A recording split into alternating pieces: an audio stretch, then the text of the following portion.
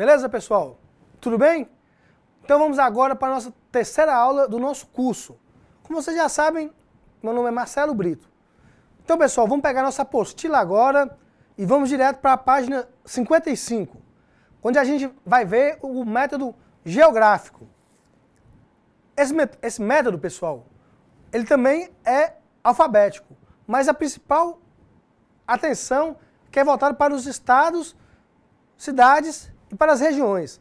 A Paz, ela afirma que esse método é preferido quando o principal elemento a ser considerado em um documento é a procedência do local. Nesse tipo de classificação, as capitais devem ser arquivadas em primeiro lugar no estado, independente da classificação alfabética, comparada com as outras cidades. As guias devem ser orientadas de acordo com o nome dos estados. Então, pessoal, vamos agora para o nosso slide.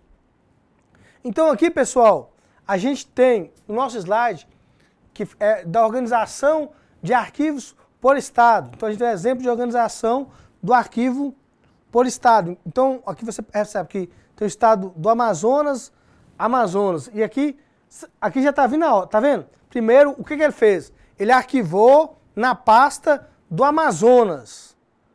Então, você repara, na pasta Amazonas a gente tem dois arquivos, um de Manaus e um de Icoatiara.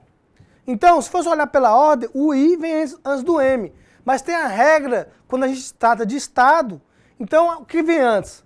Vem antes a capital. E você pode reparar que aqui, nesse caso, a ordem alfabética dos nomes, que é a mesma coisa, a gente vê que o sobrenome vem antes, vírgula, Luísa Sobreira Luísa. Mas o que mais importou, o que foi definitivo na escolha do critério a ser utilizado foi que na pasta Manaus, todas as fichas na pasta Amazonas, as fichas de Manaus, elas vêm antes. Aí no caso aqui do Rio de Janeiro, só tem o Rio de Janeiro mesmo, e só tem o Rodrigues. E no caso de São Paulo, aí a gente, nesse caso aqui, há um erro na nossa apostila, pessoal.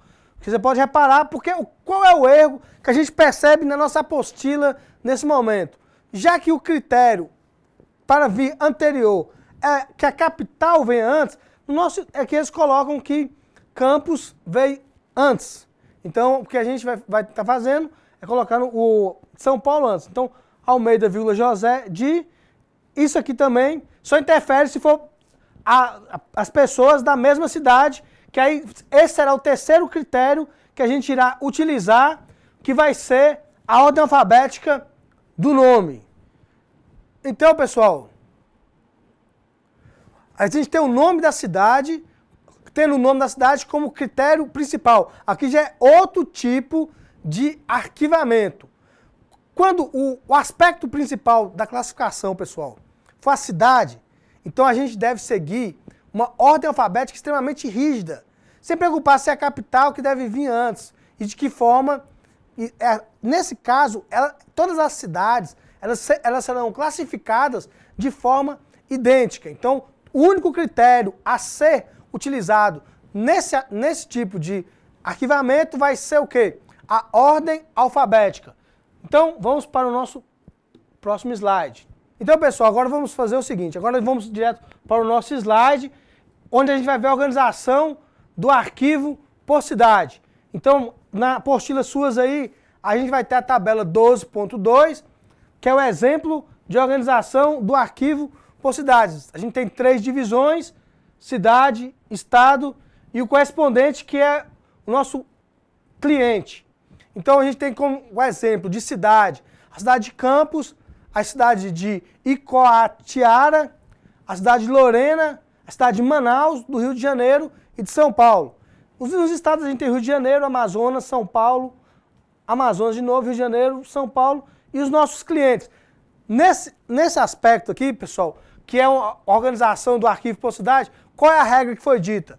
Que a gente vai seguir uma rígida ordem alfabética. Então, vai vir o quê? O Campos, que C vem antes, Itacoatiara, o I vem antes do L, Lorena, depois vai vir Manaus, depois vai vir o Rio de Janeiro e por último São Paulo. Então aqui você pode perceber que, por exemplo, Campos, que é no Rio de Janeiro, vem antes da própria capital. Porque se fosse na classificação por estado, o que iria vir antes? Ia vir antes a capital. Mas como aqui estamos falando de organização por cidade, nesse exemplo, a gente tem apenas a ordem alfabética como fator definitivo na classificação dos nossos documentos. Certo, pessoal? Então, nesse tipo de classificação, não é necessário que seja arquivado pelas fichas do Estado, pois as pastas estão com o nome da cidade. Mas deverá ter o nome do Estado em segundo lugar. Porque para que não tenha confusão, pois a gente sabe que existem cidades no Brasil com o mesmo nome em diferentes estados. Aí, por exemplo, a gente tem um exemplo aí na apostila do Brasília, que fica no Distrito Federal, aí Silva.Jackson. E a gente tem a nossa querida Brasília de Minas aqui perto, e aí o nome Leite.Edson. Depois a gente tem mais dois exemplos na Itabaiana, que fica na Paraíba. Aí você tem aquela regra de classificação, que de tanto a gente está falando, vocês já estão pegando. Santos, vírgula, Terezinha, que é o quê? Terezinha Santos. O sobrenome vem antes, vírgula, Terezinha. E aí, Itabaiana, no Sergipe. Aí, Lourdes da Costa Souza. Você vê, aqui é mais interessante. A gente, nesse caso, a gente tem três, são dois sobrenomes. Então, Lourdes da Costa, vírgula, a Souza. Souza vem antes, Lourdes da Costa. Então, pessoal, vamos continuar? Então, vamos falar das correspondências com os países. Você vai alfabetar primeiro, em primeiro lugar, o que a gente vai fazer? Colocar o nome do país, seguido da capital e, por último, do correspondente. As demais cidades, elas serão alfabetadas em ordem alfabética, após as respectivas capitais dos países a que se referem. Então, vamos para o nosso terceiro slide. Aqui, pessoal, a gente está vendo aqui a organização do arquivo por países.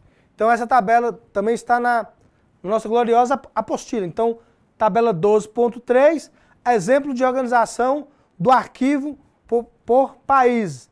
Então, como é que a gente vai ter aqui? Ó? Primeiro os países na ordem alfabética, França, França. Qual a diferença?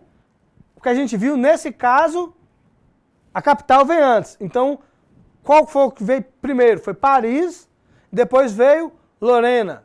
E aí o correspondente, Unesco, depois Vadim Roger. Depois a gente tem três exemplos de Portugal. Então, Lisboa, a capital, ela veio antes, conforme a regra que a gente já tinha dito anteriormente.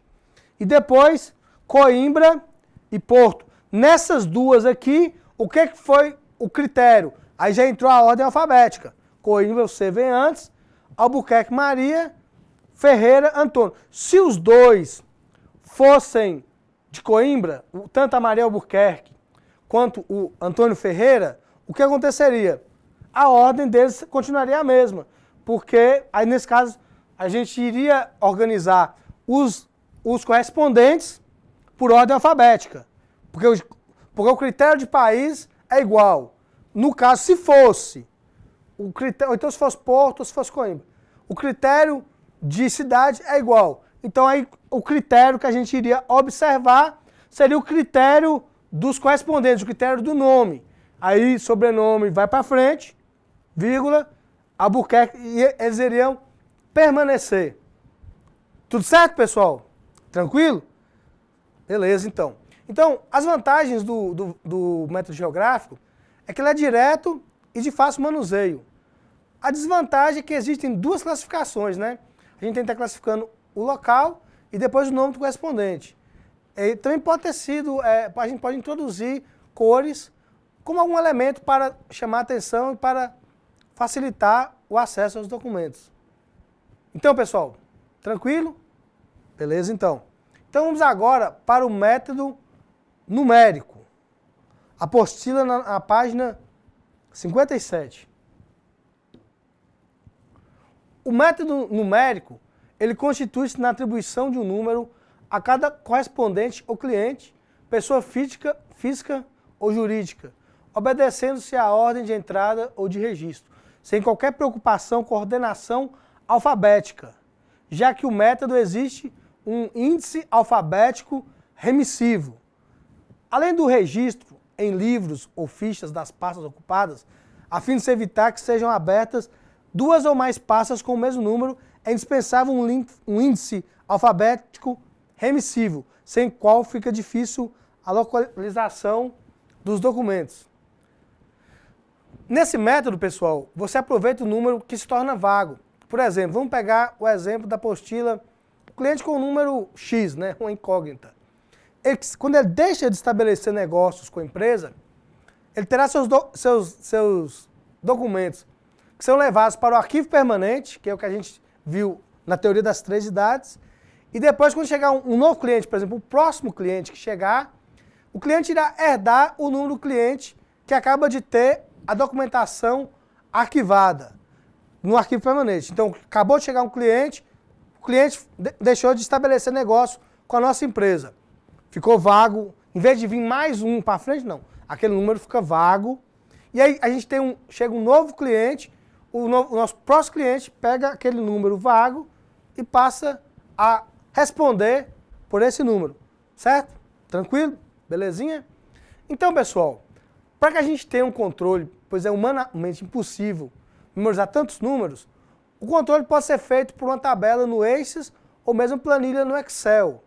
Então, como a gente também disse, pode ser feito, e o que geralmente é o principal, o índice numérico, como nossa principal ferramenta para buscar o cliente. A gente procura o cliente, qual é o número do cliente fulaninho.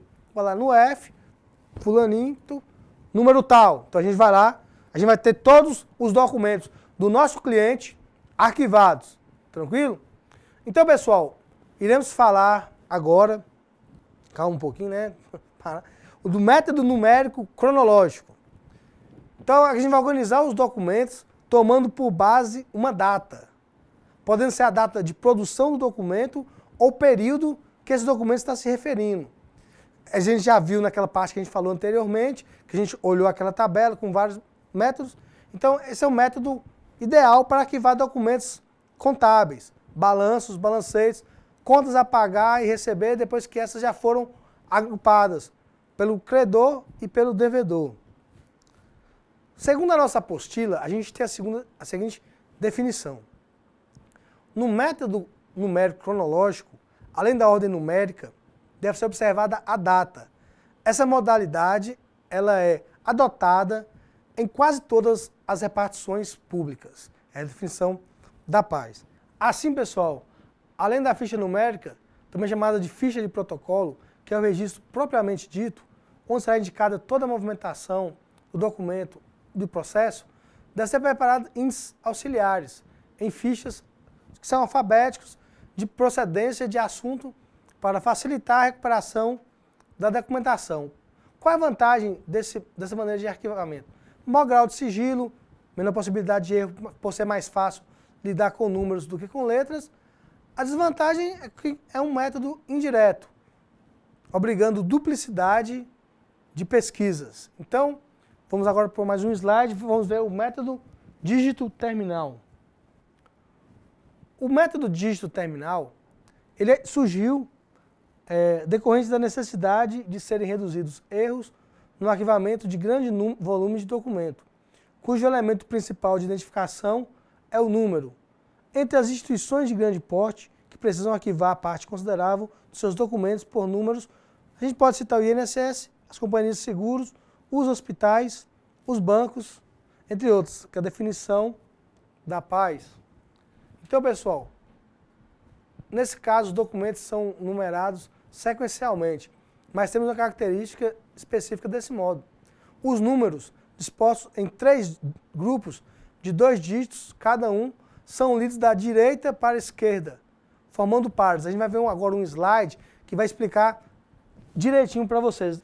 Então, pessoal, no nosso slide aqui, a gente tem, decompondo-se o número 829, então 829.319, tem os seguintes grupos: Então, o que é feito aqui?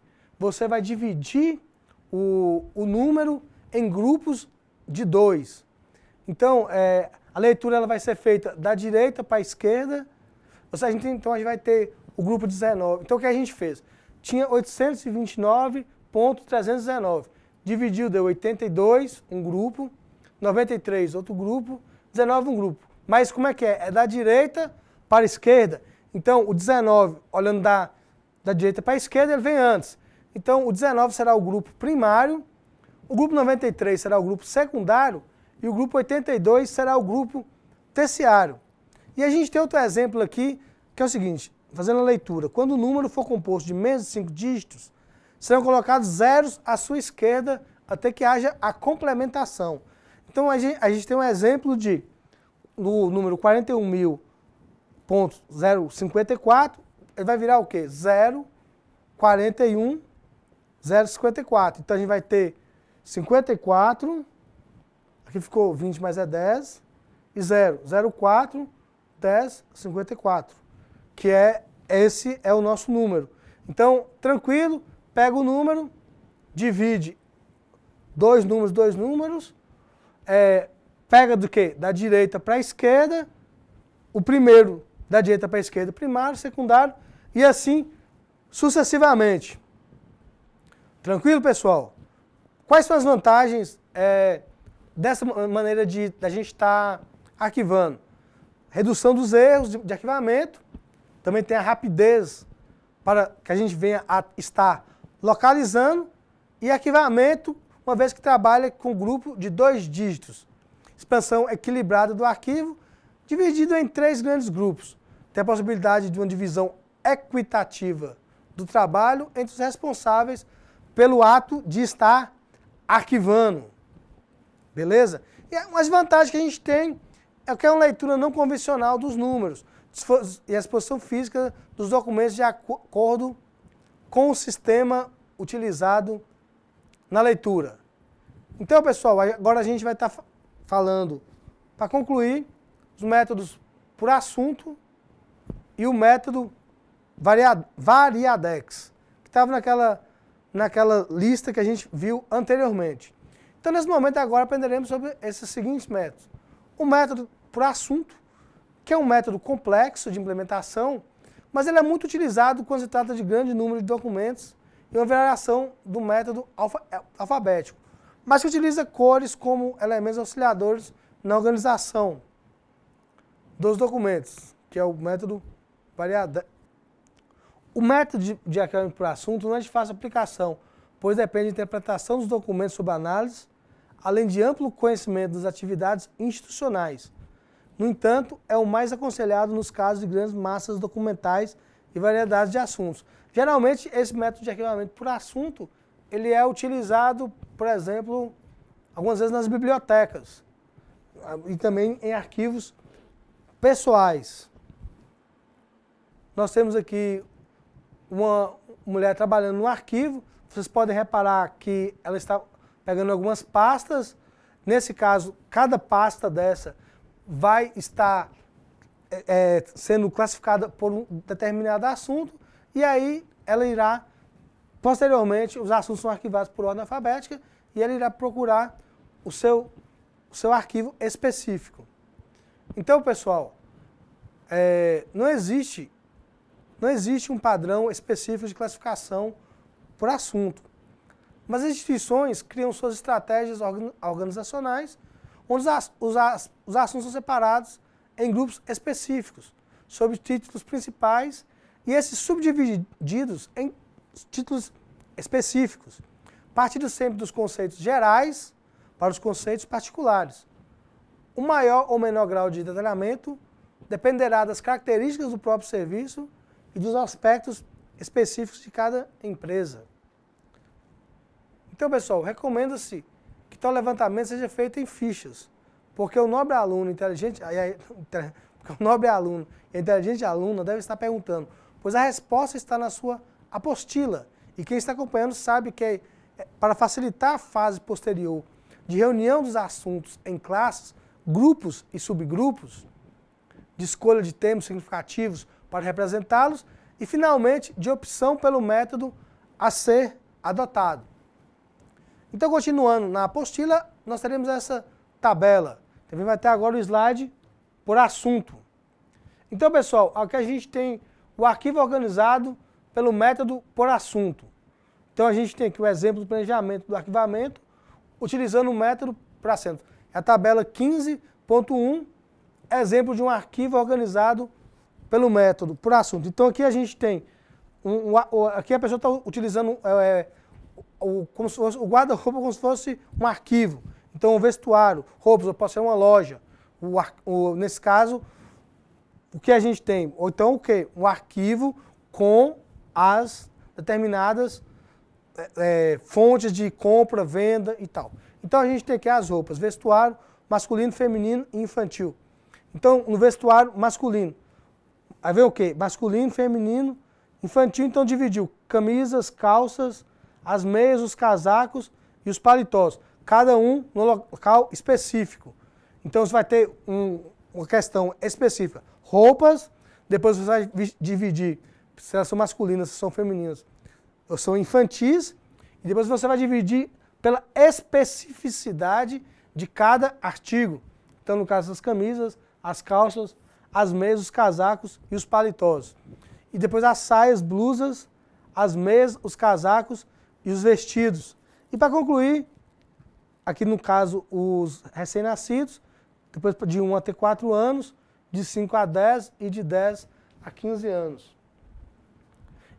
Então, tranquilo, pessoal? Então, agora, para a gente concluir, a gente vai falar do método Variadex. Como foi dito, é uma variação do método alfabético. É uma variante do método alfabético com o objetivo de minimizar as dificuldades apresentadas na utilização desse método. A Hamilton Hand concebeu o método Variadex, introduzindo as cores como elementos auxiliares para facilitar não só o arquivamento, como a localização de documentos. Então, como não temos cores correspondentes a tantas letras, levando em conta, claro, as cores mais tradicionais, poderia colocar o azul marinho, o azul bebê ou o grená. Então, eu penso que isso tornaria até mais complicado esse método de arquivamento, que é um dos mais simples. Então, o que eles fizeram? Colocaram 5 cores, que segundo a Hamilton, iria facilitar os funcionários do arquivo. Então, temos essa tabela que está na nossa apostila, que é o próximo slide.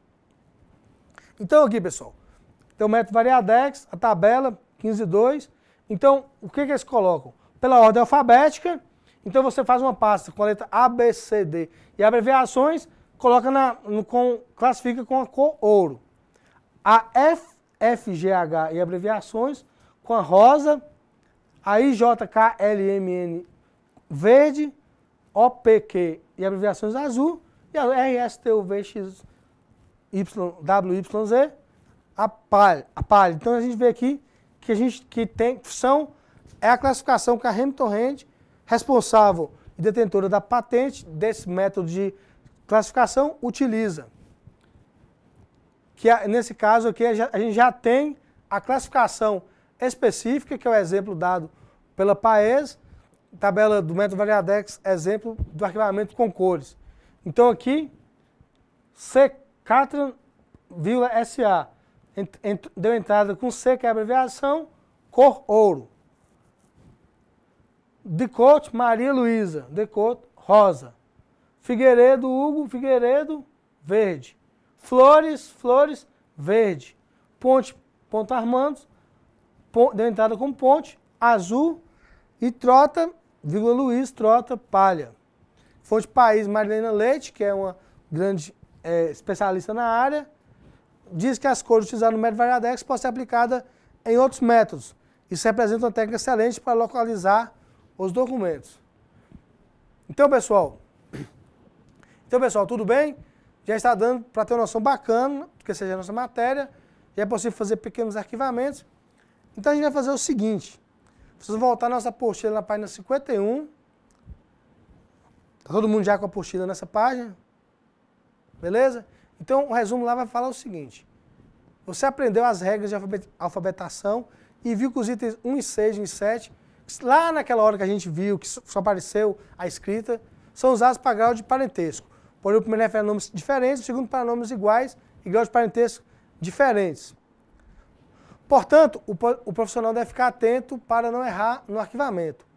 Então, uma atividade que vocês deverão desenvolver posteriormente é dividir a turma em equipes de 3 e cada uma equipe vai ficar responsável por elaborar arquivamento baseado nas regras da aula, aquelas regras, mas utilizando outros nomes que deve pesquisar, aprofundar mais, explicar para toda a turma, essa equipe vai ficar responsável para, cada equipe de 3 vai ficar responsável para falar para todas as outras regras. São 13 regras, então teremos 13 equipes. Algumas salas têm mais ou menos, mas a gente tem que manter esse número de 13 equipes, que serão separadas de acordo com a ordem de chamada. Por exemplo, aluno 1, 2 e 3 falarão da primeira regra, que no caso é a regra 11.11.